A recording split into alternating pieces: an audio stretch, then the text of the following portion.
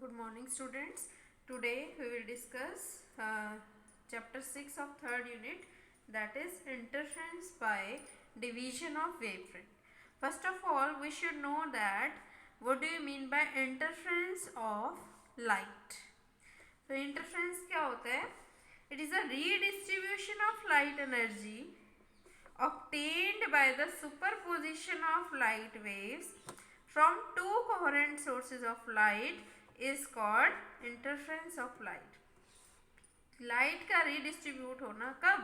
जब लाइट दो coherent sources से आए और दोनों सुपर इम्पोज हो, मतलब एक दूसरे के ऊपर सुपर इम्पोज हो, और उस फिनोमिना उसके बाद जो रिजल्ट मिलता है that is the result of interference of light and the phenomena is known as interference of light. Suppose we have two waves, like if the crest of one wave like this,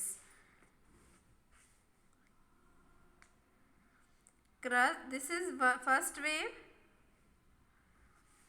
and this is second wave. If crest of first wave fall on the crest of second wave and the trough of first wave is fall on the trough of second wave, then it is known as constructive interference. So we have two types of interference, constructive and destructive. तो constructive interference क्या होता है? एक wave का crust दूसरे के crust में fall करे और एक का ट्रफ दूसरे के ट्रफ, तो जो रिजल्टेंट होगी उसका एम्पलीट्यूड क्या होगा? बढ़ जाएगा. This will be your resultant wave. If we have, if this is y1, this is y2, then y is equals to, this is y1 plus y2. If crest of first wave fall on the crest of another wave and trough of first wave fall on the trough of another wave, then constructive interference is there. Next is destructive interference. हमारा constructive हो गया. अब destructive interference क्या होता है? अगर एक wave का क्रस्ट दूसरे के ट्रफ के ऊपर फॉल करे, for example this, then it is known as destructive interference. और इसका रिजल्टेंट जो होगा that is y. कैसे निकलेगा? y is equals to y1 minus y2. So in case of destructive interference, the amplitude को हम क्या करते हैं? सब्ट्रैक्ट कर देते हैं. तो यही है. तो डिस्ट्रक्टिव इंटरफेरेंस के अंदर क्या होता है? crest of first wave fall on the trough of another wave. तो कहता है ये, it may be noted that there is no destruction of energy anywhere. Energy is merely redistributed.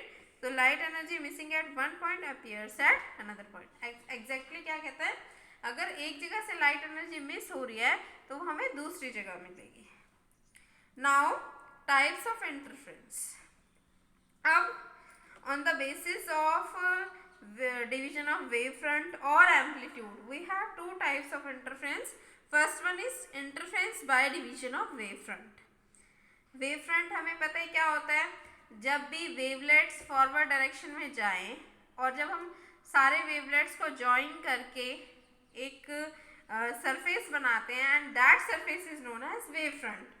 तो कहता है wavefront is divided into two parts, either by reflection or by refraction, and these two parts obtained from same wavefront travel and interference to produce interference pattern.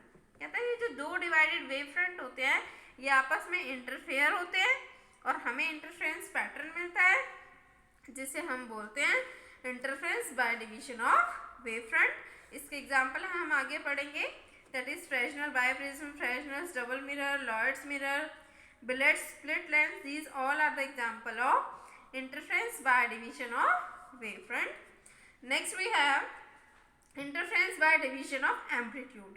In case of interference by division of amplitude, जैसे कि हमने अभी भी पढ़ा था कि जब हम मोनोक्रोमेटिक लाइट लेते हैं उसको डिवाइड करते हैं टू पार्ट्स में, या तो पार्शियल रिफ्लेक्शन से करेंगे या रिफ्रैक्शन से करेंगे।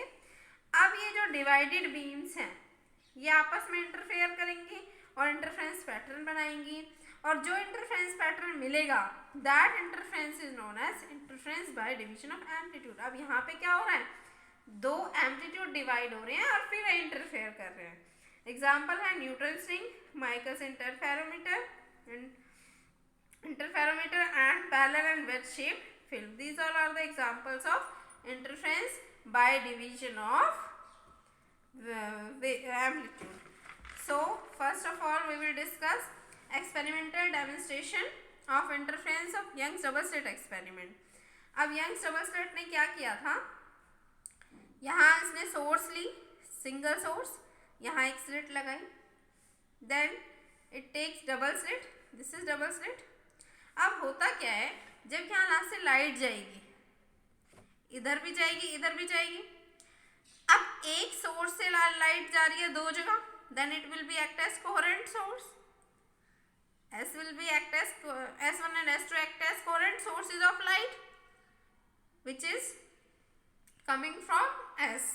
अब क्या होगा, सपोज मैं डार्क से डिनोट कर रही हूँ क्रस्ट को, डॉटेड से डिनोट कर रही हूँ ट्रफ को, ऐसे ही यहाँ पे। तो ये देखिए डार्क डॉटेड फिर डार्क डॉटेड, ऐसे बनेगा पैटर्न, ऐसे इधर भी बनेगा। जब डार्क डार्क के ऊपर फॉल करेगा और डॉटेड डॉटेड के ऊपर, यहाँ पे है डॉटेड डॉटेड के ऊपर, डार्क डार्क के ऊपर, तो क्या होगा, यहाँ देखिए dotted dotted dark dark, dotted dotted dark dark, dotted dotted dark dark, same इधर भी। This is known as constructive interference. तो यहाँ पे कंस्ट्रक्टिव होगा ए पर और ई पर। तो यहाँ पे हमें कैसे बैंड्स मिलेंगे, जब कंस्ट्रक्टिव इंटरफेरेंस होता है तो हमें ब्राइट बैंड्स मिलते हैं, मतलब लाइट मिलेगी, कट ऑफ नहीं हुई। लेकिन अगर क्रस्ट जो है ट्रफ के ऊपर फॉल कर जाए, मतलब डार्क अगर डॉटेड के ऊपर फॉल करेगा, तो हमें डिस्ट्रक्टिव इंटरफेरेंस मिलेगा, मतलब डार्क बैंड। तो हमें ऑल्टरनेटेड डार्क और ब्राइट बैंड्स मिलेंगे, यहाँ ब्राइट मिलेगा, यहाँ डार्क मिलेगा। सेंट्रल वाला जो होगा ब्राइट होगा, वो किसकी वजह से होगा, कंस्ट्रक्टिव इंटरफेरेंस की वजह से। फिर यहाँ हमें डार्क मिलेगा, फिर डॉटेड मिलेगा, ब्राइट मिलेगा। तो ऑल्टरनेट ब्राइट और डार्क बैंड्स मिलेंगे, ऑल्टरनेट ब्राइट और डार्क फ्रिंजेस मिलेंगी बिकॉज ऑफ इंटरफेरेंस पैटर्न। तो जहाँ डार्क डार्क और डॉटेड डॉटेड मिलेंगे कंस्ट्रक्टिव इंटरफेरेंस, जहाँ डार्क और डॉटेड मिलेंगे डिस्ट्रक्टिव इंटरफेरेंस। तो as a result of constructive interference हमें फ्रिंजेस कहाँ कहाँ मिलेंगी, सी पर, ए पर और यहाँ ई पर, मतलब bright bands. As a result of destructive interference हमें फ्रिंजेस कहाँ मिलेंगी, बी पर, डी पर, that is known as dark bands as a result of destructive interference. Next is, it should be noted that bright and dark bands are obtained alternately and are equally spaced as a result of, this is known as interference fringes. Next is coherent sources of light. coherent sources क्या होती है, suppose मैंने एक light source ली S, जैसे कि मैंने अभी बताया था, यहाँ पर भी ये मेरी S लाइट सोर्स है, इसी से ये दो सोर्सेज मिल रही हैं, तो इनकी फ्रीक्वेंसी सेम होगी, एम्पलीट्यूड सेम होगा, लेकिन फेज चेंज हो सकता है क्योंकि अलग अलग एंगल पे जा रही हैं।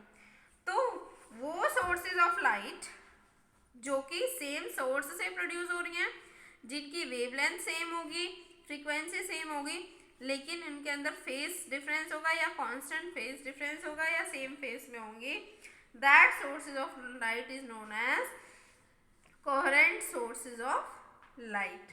So if both the sources of light obtained from single source by some device, then random phase changes occurring, अगर single source से मिल रही हैं, ठीक है, then these resources are known as coherent sources of light.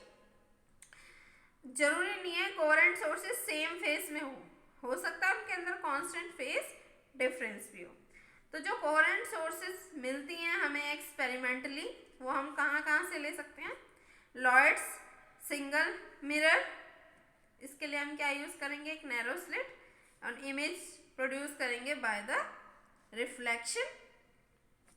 Next is Fresnel double mirror, इसके अंदर हमें दो वर्चुअल इमेजेस मिलेंगी जो कि किसकी वजह से बनेंगी, रिफ्लेक्शन की वजह से, और वो किसकी तरह एक्ट करेंगे, कोहेरेंट सोर्सेस की तरह। Next is Fresnel biprism, again Fresnel biprism के अंदर भी हमें दो वर्चुअल इमेजेस मिलेंगी जो कि रिफ्रैक्शन की वजह से बनेंगी। बिलेट स्प्लिट लेंस, इसके अंदर भी हमें दो रियल इमेजेस मिलेंगी by the phenomena of refraction and act as a coherent sources. अब condition for good interference fringes, क्या क्या कंडीशन है, the light sources should be coherent, the amplitude of two waves should be equal or nearly equal, the two sources should be narrow, मतलब बहुत fine beam आनी चाहिए light की, the narrow beam आनी चाहिए, the two sources should be very close to each other, ऐसा नहीं है कि हम दोनों को अलग अलग रख देंगे, क्योंकि जैसे कि हमने यहाँ देखा था सोर्स लिए तो इसके पास पास है, ऐसा नहीं कि एक को यहाँ एक को यहाँ रखेंगे, नहीं, पास पास रखेंगे। The two sources very close to each other, the sources of light should be strong, मतलब इंटेंसिटी अच्छी होनी चाहिए, the sources should be monochromatic, single coloured light होनी चाहिए। Now phase difference and path difference, path difference between two waves is between the two waves is lambda, जिसे हम wavelength बोलते हैं, and the phase difference is 2 pi. For the path difference x, the phase difference is delta, हम मान लेते हैं। तो कहते हैं हमारे पास फॉर्मूला होता है, अगर पाथ डिफरेंस लैम्डा है, फेज डिफरेंस 2 पाई है, पाथ डिफरेंस x है तो फेज डिफरेंस कितना होगा, 2 pi by lambda into x.